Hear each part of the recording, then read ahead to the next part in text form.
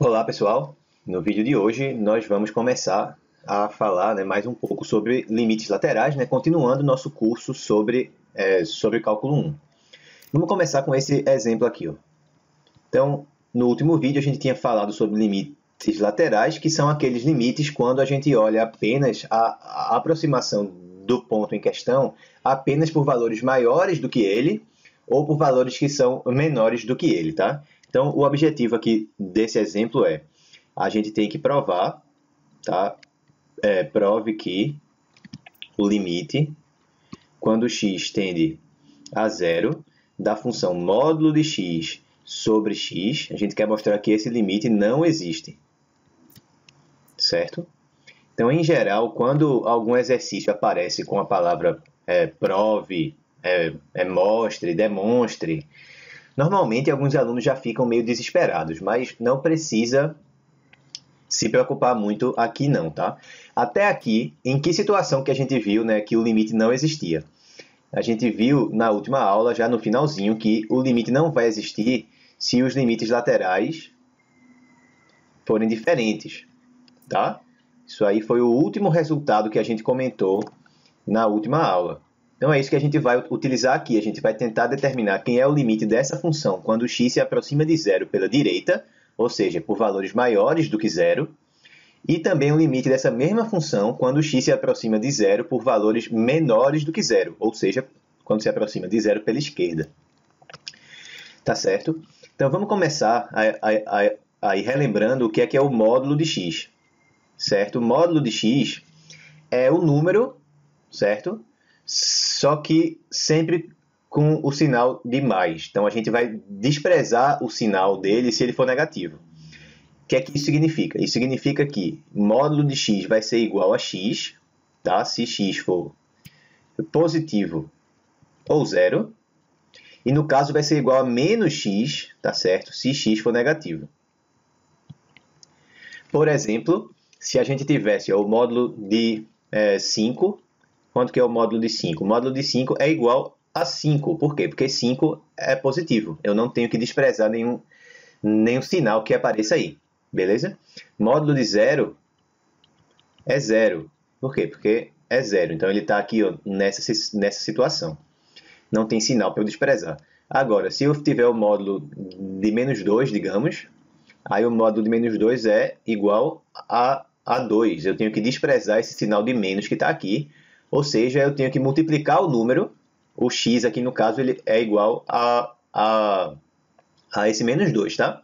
Então, o x é menos 2. Eu quero fazer com que o menos 2 se torne mais 2. Como é que eu posso fazer isso? Multiplicando por menos 1. Multiplicando por menos 1, eu mudo o sinal. Por isso que o módulo de x, quando x for negativo, é igual a menos x. O menos 2 que está aqui é igual a mais 2, tá certo? Então, o módulo de x, a definição matemática dele é essa aqui. É x se x for maior ou igual a zero e menos x se x for menor que zero. De novo, é uma função definida por mais de uma sentença, né? Que nem aquela que a gente viu na última aula. Por conta disso, quem é que vai ser módulo de x dividido por x? Certo?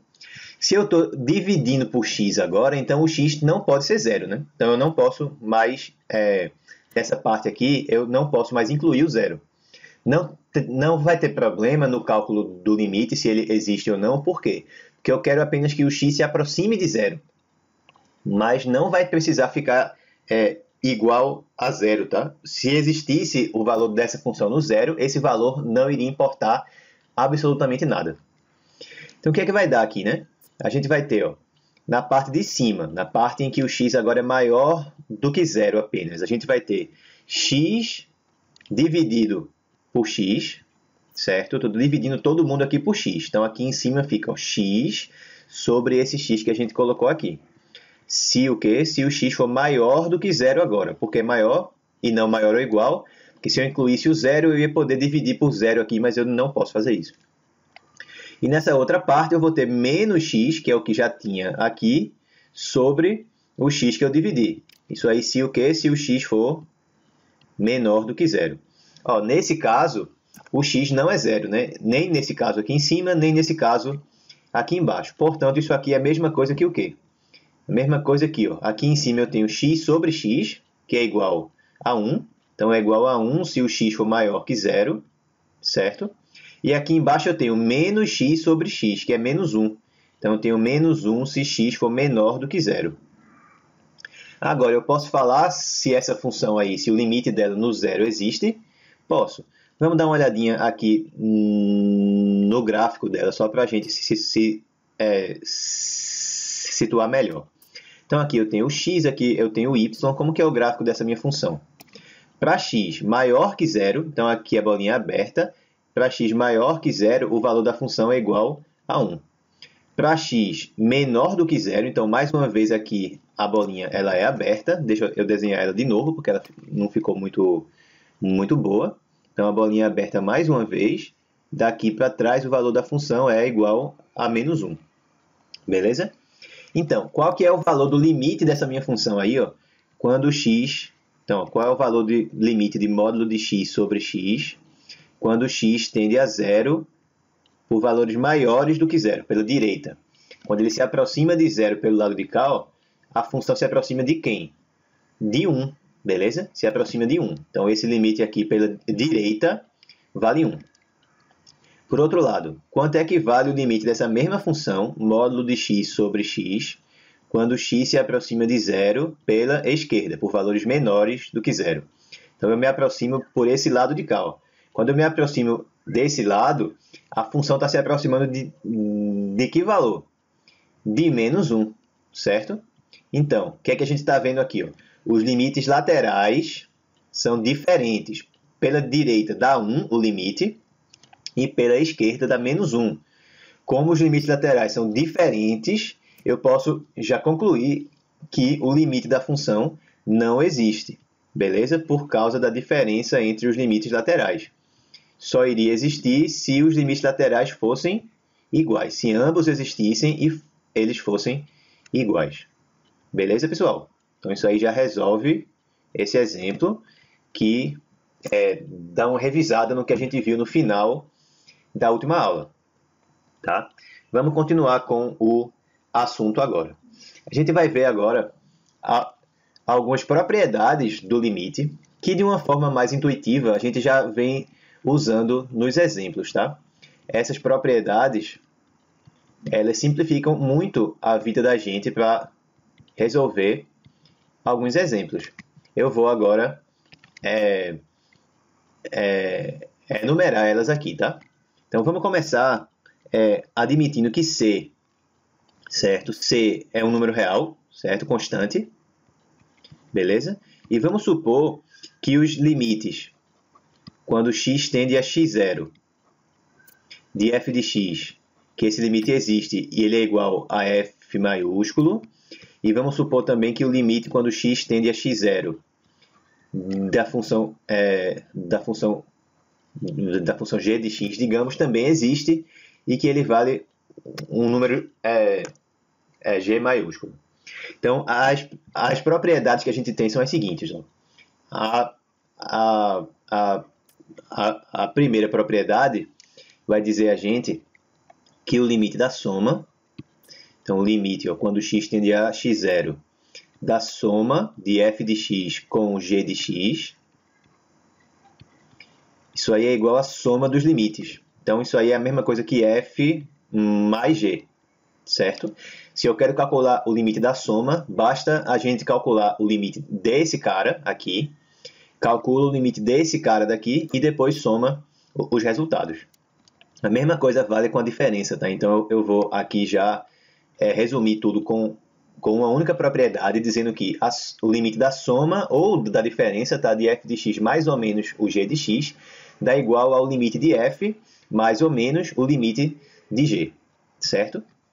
Beleza, então se eu tenho, por exemplo, se eu quero calcular o limite da diferença entre duas funções, basta determinar o limite de uma, determinar o limite da outra e depois fazer a diferença, certo?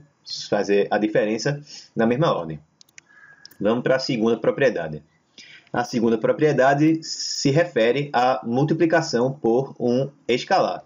Então, se eu tiver o limite, quando x tende ao x0 de c vezes f de x, Lembrando que C aqui ó, é um escalar, certo? É uma constante, é um número real qualquer. Isso é a mesma coisa que C vezes o limite da função. Beleza? Então, por exemplo, se eu sei calcular já o limite de uma função f de x e eu multiplico essa função por 2, então o limite da função multiplicada por 2 vai ser 2 vezes o limite da função. Certo? Propriedade também bastante útil. A terceira propriedade diz respeito ao limite da multiplicação. Se eu tiver limite de x tendendo a x0 de f de x vezes g de x, certo? Limite da multiplicação de duas funções. Aí, como você já poderia esperar, isso aí é igual ao produto dos limites. Beleza? Também, então, vê que o limite se comporta muito bem com as operações aritméticas. A quarta propriedade é o limite da diferença, então, da divisão, desculpa. Então, se eu tiver o limite de x tendendo a x0 de f de x sobre g de x, isso aí vai dar igual ao limite da função f de x sobre o limite da função g de x, tá? Claro, se o g for diferente de zero.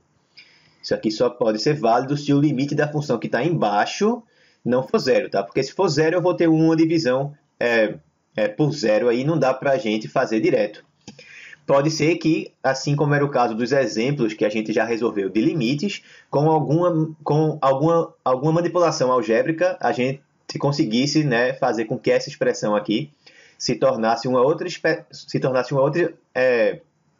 ela virasse uma outra fórmula mais simples, em que não zerasse mais o limite do denominador. Aí, nesse caso, pode substituir, certo? Então, eu posso substituir diretamente desde que não zere embaixo. Também é algo que a gente já vinha usando nos exemplos, mas agora a gente está deixando mais organizado, né? Mais formalizado. Quinta propriedade. A quinta propriedade diz respeito aos limites das potências. Então, se eu tiver o limite de x tendendo a x0 e eu faço o limite da função f de x elevada a n, beleza? Então, isso aí vai dar o limite da função f elevado a n. Aqui, claro, n tem que ser um número natural, tá? Um número inteiro positivo. Está começando em 1, certo? Começando em 0 também vai dar verdade, porque fica 1 aqui e fica 1 do lado de cá. E aí já entra a próxima propriedade, que diz como que ficam limites de funções constantes. Então, o limite de uma constante, quando x tende a x0, é a própria constante. Que é algo também que a gente já usou, né? Se ela é constante, o valor dela não vai depender de para onde que o x está se aproximando. Vai ser c de qualquer maneira. Certo? Sétima propriedade é o limite da função x. Bem, o limite de x, quando x tende a x0, ele obviamente é igual ao próprio x0. Também é algo que a gente já utilizou nos exemplos, certo? A gente está só aqui enumerando várias propriedades que a gente já utilizou para que fique mais fácil de a gente usar sempre que for necessário, certo? Agora, se eu tiver o limite, beleza, de x, não de x, da raiz agora, né? A gente já falou o limite de uma potência, né? Vamos falar agora do limite de uma raiz. Então, vamos pegar o limite da raiz enésima de x, quando x tende a x0, certo? Isso aí vai dar igual a raiz enésima de x0, certo? Isso aí vale para qualquer n, mas se por acaso esse n aí for par, tá? Se n for par, então a gente vai pedir que o x0 seja maior que zero, tá? Maior ou igual a zero. Porque se o n for par e o x0 for negativo, a gente vai ficar com a raiz quadrada de um número negativo. A gente vai acabar saindo dos números reais, né? Vai ser um número imaginário. Mas aqui a gente só está fazendo cálculo, só está estudando propriedades de funções reais, como a gente falou lá na primeira aula. Então, o resultado da função tem que ser um número real. Por conta disso, Se esse índice aqui da raiz for um inteiro, certo? Positivo, mas for um número par, aí a gente pede que esse valor aqui embaixo seja positivo. Beleza? Ou zero, né? Com zero ele também vai dar certo. Beleza? Continuando com as nossas propriedades, vamos chegar aqui agora com a propriedade de número 9, que vai dizer o seguinte. Tá? É bem parecida com a propriedade anterior. Então, a gente vai ter o limite quando x tende a x0, não mais da raiz enésima de x, mas a raiz enésima de f de x. Certo? Isso aí vai dar a raiz enésima do limite da função f de x, que a gente chamou de f no slide anterior, beleza? Mas, novamente, a gente só vai dizer isso aí, tá? Aí, no caso, o n é um inteiro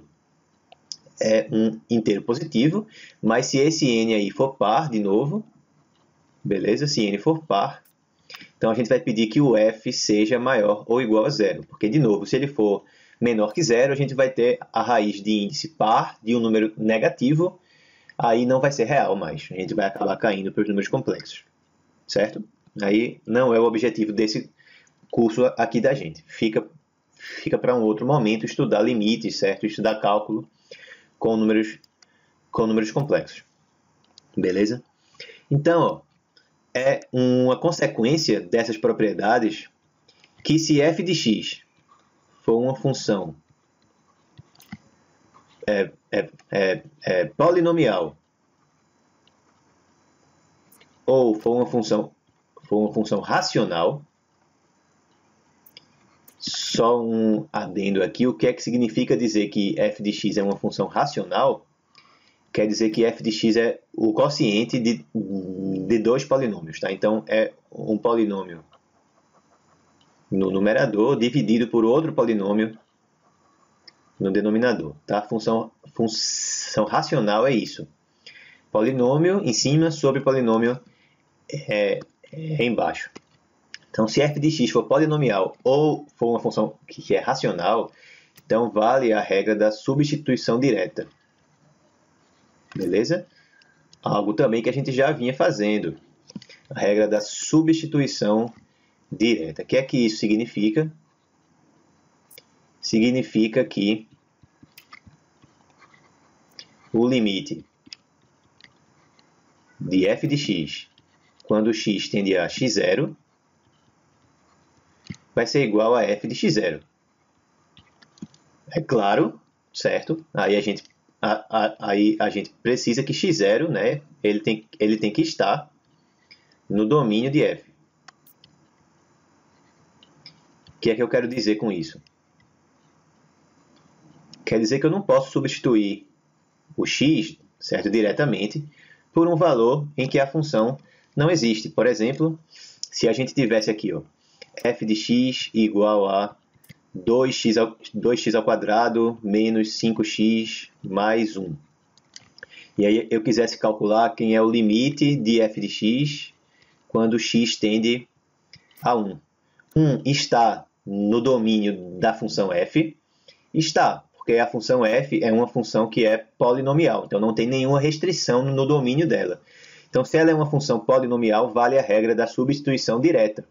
Para a gente calcular o limite da função quando x tende a x0, é só substituir o x por x0. Então, o que é que vai dar? Vai dar 2 vezes 1 ao quadrado menos 5 vezes 1 mais 1. Ou seja, vai dar 2 menos 5 deu menos 3 mais 1 deu menos 2. Tá? Então, é só fazer isso. Outro exemplo, digamos que a função g de x seja uma função agora racional, tá? Que ela seja um polinômio no numerador, x mais 1, sobre um outro polinômio no denominador, certo? Digamos que é essa aí. Então, quem que seria o limite dessa função g de x quando o x tende a zero, por exemplo? Primeira coisa que eu tenho que ver, no caso de uma função racional especialmente, no caso de uma função polinomial nem tanto, porque o domínio de uma função polinomial é sempre todos os números, tá? Todos os números reais estão no domínio de uma função que seja polinomial, mas de uma função racional aí já pode ser que não, como é o caso aqui. Então, a primeira coisa que eu tenho que ver é 0 está no domínio dessa função. Ele só não vai estar se der algum problema com o denominador. Tem problema nesse denominador aqui, se eu substituir o x por 0, só vai dar problema se o denominador se anular, né? Mas se eu substituir o x por 0, no denominador vai dar igual a menos 4. Então, não tem nenhum problema na hora que eu substituo o x por 0 no denominador. Ele não se anula. Então, o 0 está no domínio da função. Então, eu posso substituir. O que é que vai dar, então? Vai dar 0 mais 1 no numerador, deu 1, beleza? E embaixo dá 0 menos 4, então deu menos 1 quarto. É o limite dessa função aí, porque ela é racional e 0 está no domínio. Agora, se eu pego, por exemplo, essa função aqui, a mesma função ainda, tá? O limite de g de x ainda, só que eu vou calcular quando o x tende a 2, digamos. Então, dá para fazer a regra da substituição direta? Não dá para fazer, porque se eu fizer o x igual a 2, aqui embaixo vai dar 0, né? Vai dar 2 ao quadrado menos 4. Então, aqui não pode substituir, nesse caso, certo? Não pode substituir. Por quê? Porque 2 não está no domínio. Tá? 2 não está no domínio porque ele zera o denominador. Tá certo? Então, a regra da substituição direta não se aplica nesse caso aqui. Mas nesses outros casos aqui, sim, ela se aplica. Pronto. Funções que satisfazem a regra da substituição direta, elas recebem um nome especial. São chamadas de funções contínuas. Certo? Então, aqui a gente vai para o próximo assunto importante do nosso curso. A gente vai dizer que uma função ela é contínua quando ela satisfaz a regra da substituição direta. Beleza? Então, essa é a definição da gente. Então, vamos dizer que f de x é contínua em x0, certo? Se a regra da substituição direta valer para f no ponto x0. Ou seja, se o limite de f de x quando x tender a x0 for igual a f de x0, certo? Então, nesse caso, eu digo que ela é contínua nesse valor aqui. Em algumas situações, a gente vai dizer que f é uma função contínua sem especificar qual que é o valor do ponto em questão. Então, se o ponto não for especificado, então quer dizer que ela é contínua em todos os pontos do seu domínio. Certo? Então, se o ponto x0 não for especificado, certo? Quer dizer que é contínua em todos os pontos. Então, é contínua em todos os pontos do seu domínio. Beleza? Quais são exemplos de funções contínuas? A gente acabou de ver dois tipos de funções, que são exemplos de funções contínuas. São as funções polinomiais, tá? E as funções racionais. Então, são contínuas funções polinomiais, funções racionais. Lembrando, né, que são funções racionais, são funções que são o quociente, né, entre dois polinômios. Também são funções contínuas as funções exponenciais. Beleza? Também são funções contínuas as funções trigonométricas. Certo? Então, seno, cosseno, tangente. No caso da tangente, ela é contínua em todos os pontos em que ela existe. Tá? Então, ela é contínua em todos os pontos do domínio dela. Tem que sempre levar isso em consideração. Funções raízes são funções contínuas. Funções logarítmicas são funções contínuas. Tá? Então, todas as funções que a gente está acostumado a trabalhar desde o ensino médio, são funções contínuas, tá?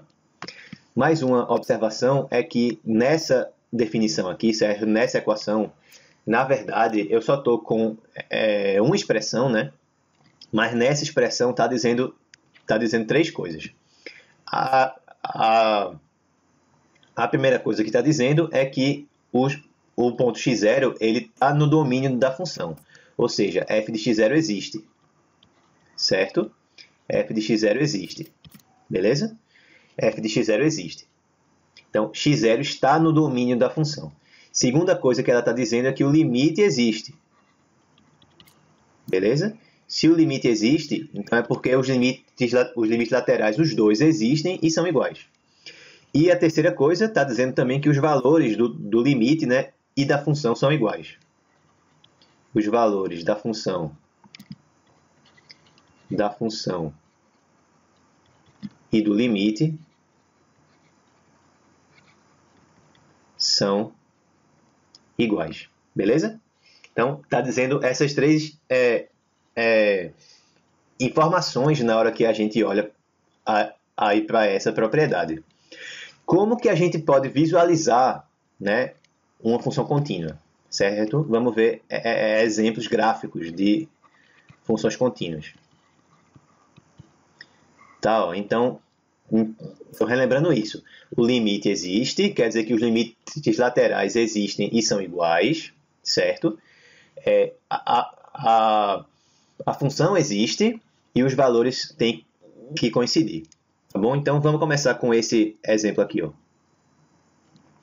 Digamos que a minha função ela tem essa cara aqui.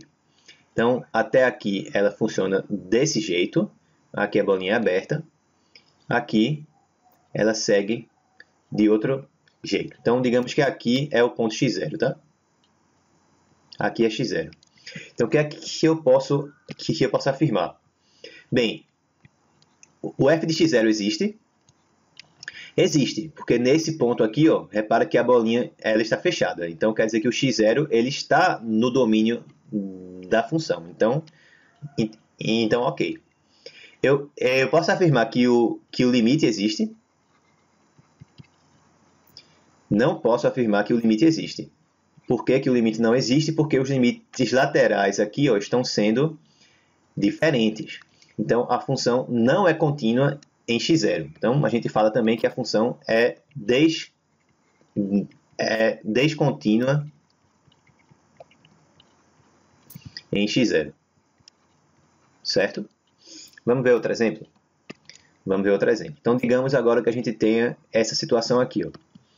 Digamos agora que a função faz assim. Ela vem até aqui, bolinha aberta, e aí ela continua fazendo assim. Certo? Essa aí é a nossa função. E aqui é o valor do ponto x0. Então, eu posso afirmar que a função ela é contínua nesse caso. Não posso afirmar de novo. Por quê? Agora, por que eu não posso afirmar? Bem, vamos começar agora com o limite. Eu posso dizer que o limite existe? Posso, porque quando eu me aproximo do lado esquerdo ou me aproximo do lado direito, a função está indo para o mesmo valor. Apesar de ter uma bolinha aberta aqui, mas o que me importa não é o que ocorre no ponto, no caso do limite. É o que ocorre quando eu me aproximo dele. Então, o limite ele existe. Mas o f de x0 existe? O f de x0 não existe. Nesse caso aí, x0 não está no domínio, porque repara que não tem nenhum valor de y associado ao x igual a x0. Então, mais uma vez, eu vou dizer que essa função aí ela é descontínua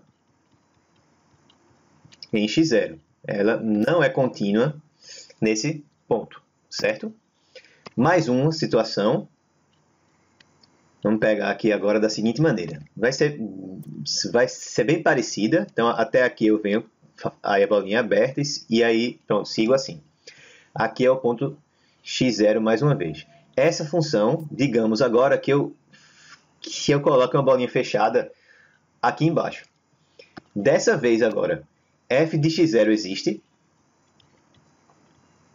F de x0 existe. Existe. F de x0 é esse valor aqui, certo? É o y do ponto que está com a bolinha fechada. O limite existe. Peraí que eu escrevi errado. Enquanto eu vou apagando aí, vocês já vão pensando, será que o limite existe? O limite existe pelo mesmo motivo que ele existia no último gráfico que a gente viu, né? Se eu me aproximo por esse lado, eu estou me aproximando desse valor aqui da bolinha aberta.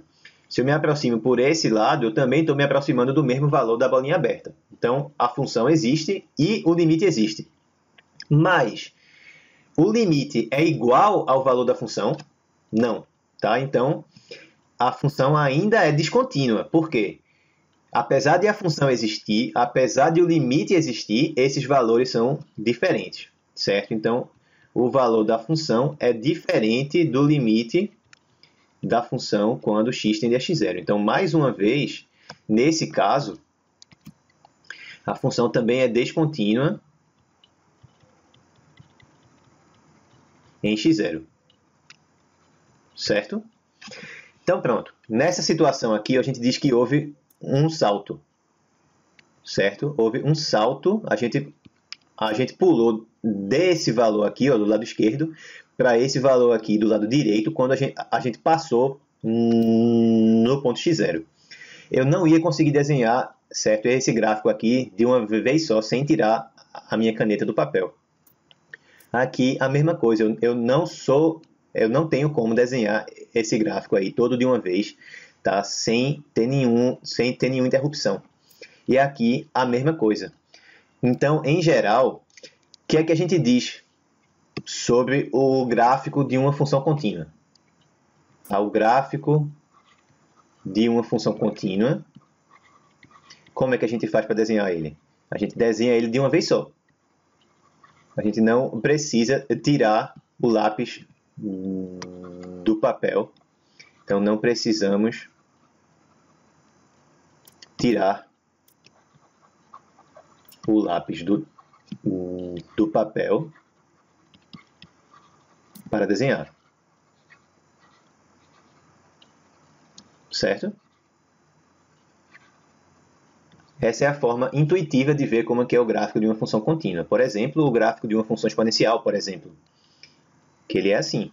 Não precisa tirar o lápis do papel nenhuma vez para desenhar. Então, aqui eu tenho funções, né, exponenciais, por exemplo. Gráfico da função, digamos, seno de x. Como é que é o gráfico da função seno de x? É uma onda, né, que fica fazendo assim. Também não preciso tirar o lápis do papel nenhuma vez. Então, essas funções aí são contínuas em todos os pontos em que elas existem. Tá? Então, essa aqui é a definição geral, certo? Das funções contínuas. Mas não precisa ser uma função, certo, desse tipo daí, não. Poderia ser algo mais estranho, certo, também. Por exemplo, digamos que eu faço uma função assim.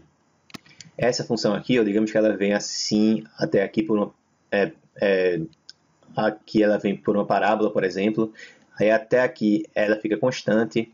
Aí depois ela desce por uma reta até aqui.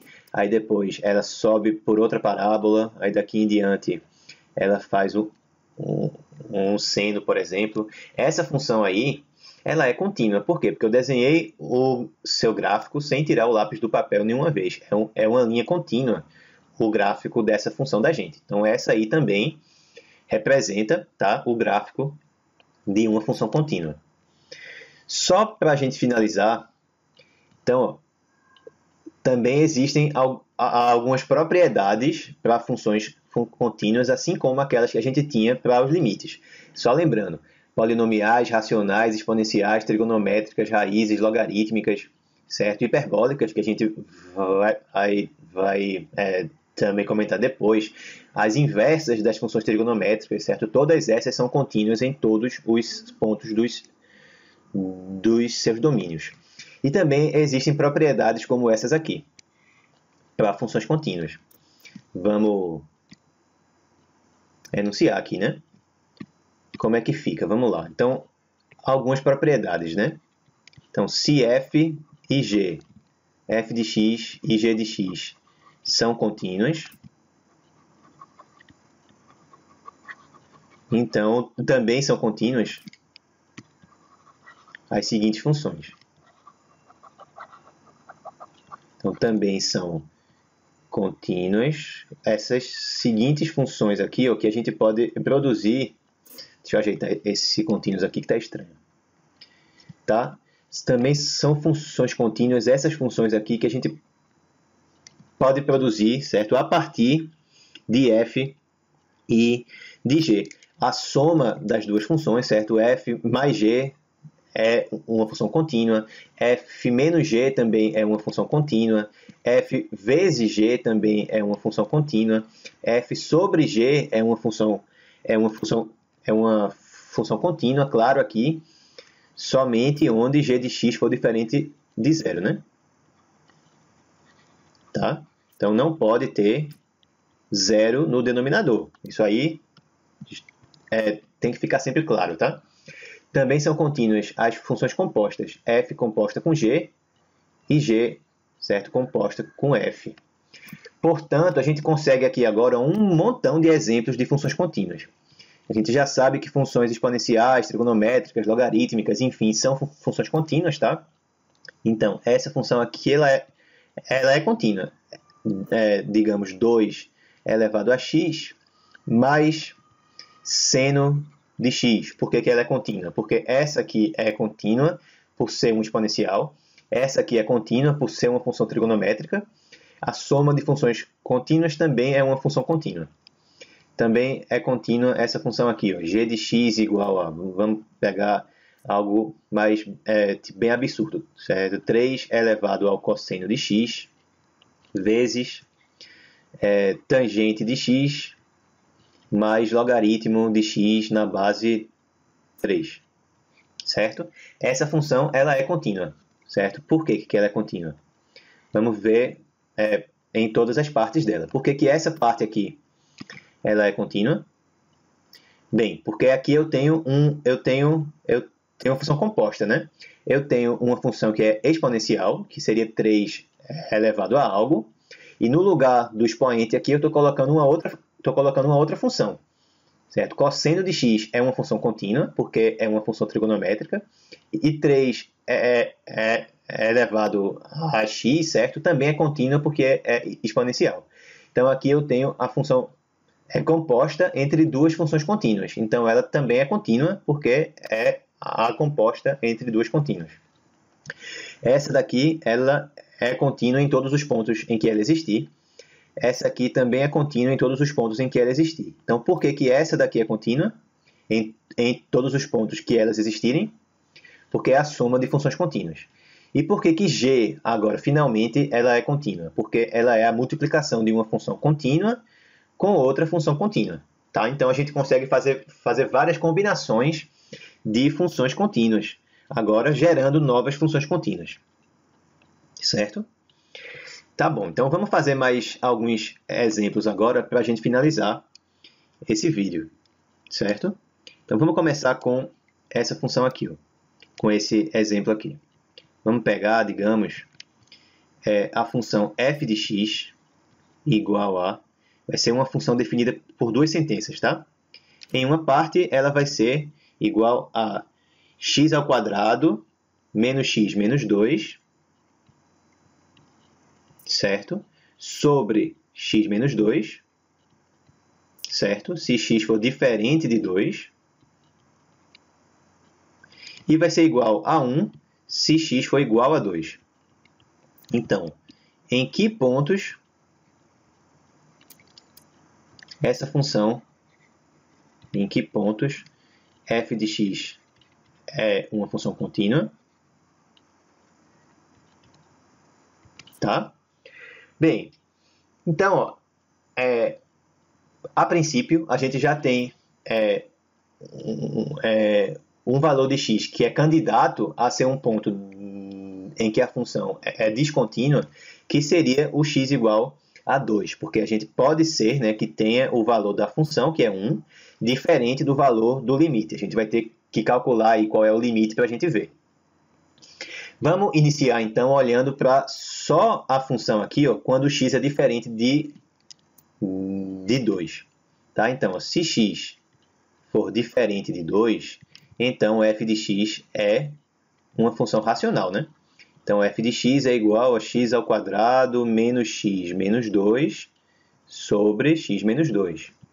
Então, é uma função racional. Como ela é uma função racional, ela só não vai ser contínua nos pontos em que o denominador dela se anular, certo? Então, ela, a princípio, não é contínua onde? Em x igual a 2. Então, eu não acrescentei nenhuma informação extra aqui. Por quê? Porque eu já sabia que 2 era um ponto possivelmente problemático, certo? Eu queria ver se existiria mais algum outro ponto em que essa função seria problemática. Tá? Vamos supor, por exemplo, que aqui embaixo fosse x menos 5, por exemplo. Tá? X menos 5. Então, essa função aqui não estaria definida quando x fosse igual a 5. Então, ela também não seria contínua no x igual a 5, com certeza. E aí eu ia ter que ver se o limite, quando x tende a 2, por esse valor aqui, coincide com o limite, ele coincide com o valor da função quando x tende a 2. Então, o único valor de x aí que pode ser problemático é 2, certo? Então, eu tenho que ver agora isso. É contínua em x igual a 2. Então, o que é que a gente tem que ver? A gente tem que ver se o valor de f de 2 é igual ao limite da função f de x quando x tende a 2. Isso é verdade? Vamos começar analisando. Quem que é o valor de f de 2? Quem que é o valor de f de 2? A gente olha pela definição. F de 2, f de x, quando x é igual a 2, ele vale 1. Então, anota aí, já está dizendo lá na definição que f de 2 é 1. Agora, quanto que é o limite de f de x quando x tende a 2? O que é que eu vou escrever aqui, né? O que é que eu vou botar no lugar do f de x? Bem, se o x ele tende a 2, então o x não é igual a 2, né? Lembra de tudo aquilo que a gente já falou nas outras aulas. O x é diferente de 2, ele está perto de 2, mas é diferente de 2. Então, se ele é diferente de 2, o valor da função que eu tenho que usar não é 1. E esquece esse 1 daqui. Eu só uso essa parte de cá, daqui de cima. Por quê? Porque o x é diferente de 2. Tá bom? Então, a função aqui que eu tenho que considerar para calcular esse limite é x ao quadrado menos x menos 2 sobre x menos 2. Beleza? Beleza. Por quê? Porque o x tende a 2. Então, ele não é igual a 2. Ele é diferente de 2. Se é diferente de 2, o valor da fórmula de f que eu uso é o valor daqui de cima. Agora, eu tenho que calcular esse limite. E aí? Se eu puder substituir direto por 2, é fácil. Eu só posso substituir direto por 2 se aqui embaixo não for zero. Mas a gente já viu que é zero, né? Então, a gente tem que fazer alguma manipulação algébrica para simplificar. Vamos iniciar procurando pelas raízes do denominador. Desculpa, do numerador. Quais são as raízes de x ao quadrado menos x menos 2? Então, eu quero igualar isso a zero, né? Então, eu quero resolver a equação x ao quadrado menos x menos 2 igual a zero. Bem, tem duas formas de se resolver isso. Se você já está craque com equações do segundo grau, você pode tentar determinar quem são esses valores usando as propriedades da soma e do produto das raízes. Se não, faz Bhaskara, que é garantido. Então, quem que é aqui o delta? Delta, lembrando que é b ao quadrado menos 4ac. Quem é o b? B é o termo que está aqui ó, com o x. Então, é menos 1 ao quadrado menos 4 vezes a. Quem é a? É o que está com o x ao quadrado. Então, fica 4 vezes 1 vezes c. Quem é o c? C é o que não envolve x. Então, é esse menos 2 que está aqui. Quanto que dá isso? Vai dar menos 1 ao quadrado, que é 1, certo? Menos 4 vezes 1 vezes menos 2 deu mais 8. Então, 1 mais 8 dá 9. Então, quais são as raízes, né? A gente vai ter, os valores das raízes vão ser menos b, lembrando, quem é b? B é quem está aqui com o x, então vai ser menos 1, né? Mais ou menos a raiz do delta, a raiz de 9, que a gente acabou de calcular, sobre 2 vezes a. Quem é a? A é o que está com x ao quadrado, é 1. Então, vai ficar 2 vezes 1 aqui embaixo. Vamos ajeitar isso, né? Menos com menos 1 dá 1, mais ou menos raiz de 9 é 3, sobre 2 vezes 1, que é 2. Então, quais são os valores que aparecem? 1 mais 3, 4, sobre 2 dá 2, e 1 menos 3 dá menos 2, sobre 2 dá menos 1. Então, essas aqui são as duas raízes que a gente tem. Se quisesse fazer por soma e produto, aí você lembra que a soma das raízes é igual a menos o b sobre o a. Quem é o b? De novo, b é quem está com x, então é menos 1. Então, vai ficar menos 1 sobre o a. Quem é a é quem está com x ao quadrado, então fica menos 1 sobre 1. Fica menos 1 sobre 1, dá mais 1. Quem que é o produto das raízes? É c sobre a. Quem é c? C é quem está sem o x, então é menos 2. E quem é a? A é 1. Então, o produto das raízes é menos 2. Ou seja, a gente quer achar dois números cuja soma dá 1 e cujo produto dá menos 2. Então, aqui já estão as respostas, 2 e menos 1. Se eu somo eles, dá 1.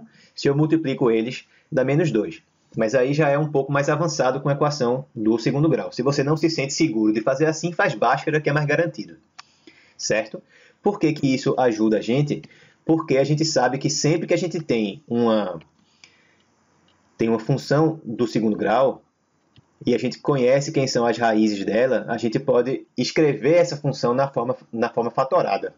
Isso fica sempre assim, ó. O a, que é o termo que multiplica a maior potência de x que aparecer. Isso não vale só para funções do segundo grau, não, tá? Vale para qualquer função polinomial. Aí fica o a, que é 1, vezes x menos uma raiz, vezes x menos a outra raiz. Vai ficar x menos menos 1, que é x mais 1, sobre o x menos 2. Agora sim, ó. Por que agora sim? Porque agora eu tenho x menos 2 em cima e x menos 2 embaixo. Posso cancelar? Posso. Já fiz essa pergunta já infinitas vezes aqui, né? Por que que eu posso simplificar? Porque eu só não poderia simplificar se o x menos 2 fosse 0, ou seja, se o x fosse 2. Mas como eu estou no limite, o x não é 2, ele está perto de 2, mas ele é diferente de 2. Com isso, simplificou aqui, ficou só limite de x mais 1, quando x tende a 2. Quanto é que dá esse limite? Agora ficou uma função que é um polinômio, né? É um polinômio que é do primeiro grau. Então, para essa função aqui, vale a regra da substituição direta. É só substituir o x por 2 e ver quanto que vai dar. Vai dar 2 mais 1, que é 3. E aí, eu posso falar ou não que a função ela é contínua nesse ponto. Ela não é contínua nesse ponto. Tá? Então, não é contínua, beleza? Em x igual a 2. Por quê?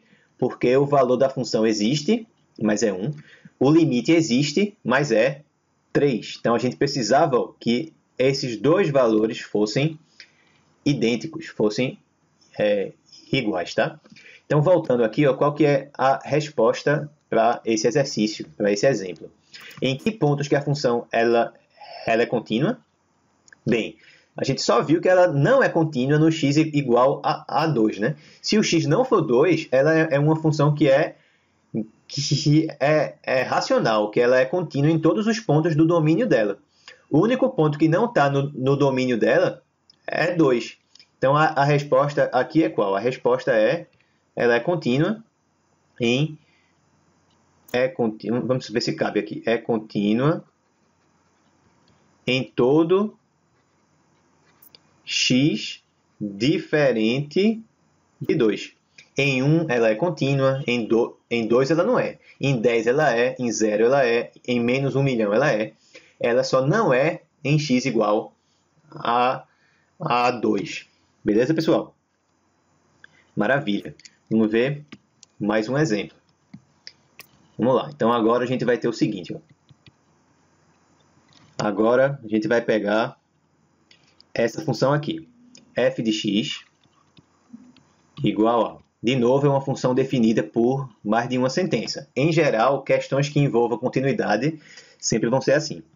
Então, a gente vai ter c ao quadrado vezes x ao quadrado mais 2 vezes x, se x for menor que 2, certo? E x ao cubo menos c vezes x, se x for maior ou igual a 2, certo? Então, para que valores de c, tá? Para que valores de c, a função é contínua em R, ou seja, é contínua em todos os números reais. Então, vamos começar fazendo a seguinte observação. Observa que se o x for menor do que 2, a função que tem aqui, certo? A função que tem aqui, ela é polinomial. Funções polinomiais são sempre contínuas. Então, para qualquer x menor do que 2, f é uma função contínua, diretamente. Essa função que está aqui também é polinomial. Então, para x maior do que 2, repara que eu não estou dizendo maior ou igual a 2, tá? Para x maior do que 2, ela com certeza também é contínua. Por quê? Porque ela é polinomial. O que me resta saber é se ela vai ser contínua em x igual a 2. Por quê? Porque ó, o que pode acontecer é essa situação aqui, em que, digamos que aqui é 2, tá? Aqui é 2. Então, o que pode acontecer é isso. Ela tem uma cara assim, que seria esse polinômio aqui para x menor do que 2. E aí tem essa outra cara aqui para x maior do que 2. Então, nessa parte aqui, ela é contínua. Nessa parte aqui, ela também é contínua. E os valores em x igual a 2, eles digamos assim, eles são os mesmos, certo? Eles concordam. Por outro lado, o que mais que podia acontecer? Poderia ser que uma função fosse assim, para x menor do que 2, certo? E para x maior do que 2 fosse outro polinômio que fizesse assim. Então, para x menor do que 2, ela é contínua. Beleza. Para x maior do que 2, ela é contínua, porque é outro polinômio. Mas os limites seriam diferentes. Beleza? Então, é isso que eu tenho que ver. O limite pela esquerda vai ser igual ao limite pela direita. Se acontecer isso, sim, aí ela é contínua em x igual a 2. Se isso não acontecer, aí ela não é contínua em x igual a 2. É o único ponto que falta a gente determinar. Porque qualquer outro valor, ela já é contínua. Porque ela é polinomial de um lado e é polinomial do outro lado. Resta só saber lá no meinho. Se lá naquele ponto, no 2, que é onde ela muda de fórmula, se os valores que os limites estão dando, se eles vão ser os mesmos ou não, certo? Então, já dizendo aqui, ó, a função ela existe em x igual a 2, existe por quê? Porque aqui eu tenho maior ou igual, então o valor de f de 2 existe. É o valor que eu obtiver quando eu substituir aqui. Então, a função ela existe, eu não preciso me preocupar com essa parte. Eu só tenho que ver se os limites laterais são iguais ou não. Tá? Eu tenho que escolher o valor de c de modo que os limites laterais sejam iguais, para a gente ter justamente essa configuração aqui. Então, quem que é o limite quando x tende a 2 pela esquerda de f de x? Pela esquerda são valores menores que 2. Então, é essa fórmula aqui de cima. Então, como é que vai ficar? Limite quando x tende a 2 pela esquerda de c ao quadrado x ao quadrado mais 2x. Quanto que dá isso? Substituindo o x por 2, porque ela é uma função polinomial, né? A gente sabe que pode fazer isso. Vai dar 4 vezes c ao quadrado mais 4. Só substituindo. Beleza? Agora, qual que é o limite pela... Espera aí, que esse 4 desapareceu. Agora, qual que é o limite pela direita? Pela direita, aí importa só quando o x for maior que 2. Então, vai dar essa fórmula aqui. Ó. Então, isso aí vai ser limite quando o x tende a 2 pela direita de x ao cubo menos c vezes x. De novo, é uma função que é polinomial. Quanto que vai dar isso? 2 ao cubo, 8, menos c vezes 2, menos 2 vezes c. Como eu tinha falado, esse também é o valor da função no ponto x igual a 2. Por quê? Por causa do maior ou igual que está aqui. Para que ela seja contínua, o que é que falta acontecer? Falta que esse valor aqui seja igual a esse valor de cá. Vamos igualar e ver o que é que tem que acontecer. 4c ao quadrado mais 4 tem que ser igual a 8 menos 2c. Certo? Vamos resolver essa equação aí. Ó. Então, vamos passar todo mundo para o lado esquerdo. Vai dar 4c ao quadrado mais 2c, certo? Aí tinha mais esse 4 aqui, menos o 8 que passou. Então, ficou menos 4 igual a 0. De novo, uma função do segundo grau, né? Dá para simplificar se a gente quiser. Simplifica todo mundo aí por 2, vai dar 2c ao quadrado mais c menos 2 igual a 0. Eu quero saber quais são os valores de c que satisfazem essa equação. Agora é mais fácil fazer logo por Bhaskara, tá? Quem é delta? B ao quadrado. O B aqui, ó, é 1. Então, 1 ao quadrado menos 4 vezes A. Quem é o A? É 2. Vezes C. Quem é C? É esse menos 2 aqui. Certo? Então, vai dar 1 ao quadrado mais 4 vezes 2 vezes 2, 16. Então, deu 17 aqui. Tá? Então, quais são os valores possíveis de C aí? Para que a função ela realmente seja contínua, tá?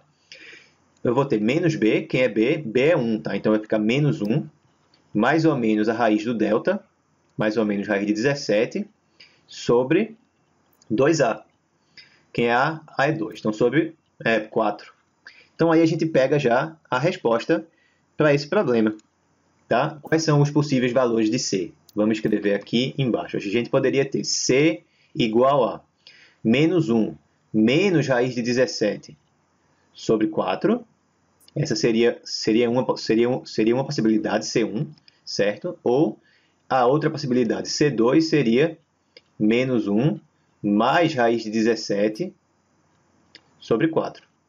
Então, com esses dois valores aí, vamos recapitular, né? Com esses dois valores, esse valor aqui é igual a esse valor de cá. Portanto, os limites laterais vão ser idênticos. Aí, o limite existe. E, ainda mais, vai ser igual ao valor da função no ponto, porque o valor da função no ponto é igual ao limite já andando pela direita. Então, ela é contínua. Não vai ser essa configuração aqui que vai acontecer. Se eu escolher qualquer valor de C que não seja nenhum desses dois, aí é esse quadro que acontece aqui. Se eu escolher ou esse C ou esse aqui, aí é essa situação. Ela é contínua do lado esquerdo, por quê? Porque é uma função polinomial. Ela é contínua do lado direito, por quê? Porque é polinomial. E os valores no ponto em que ela muda de fórmula coincidem. Os limites coincidem no ponto em que ela muda de fórmula. Eles só vão coincidir se o C for esse valor aqui ou esse valor de cá. Beleza, pessoal? Então, com isso, a gente encerra a aula de hoje. Espero que vocês tenham gostado. Um grande abraço e até a próxima aula.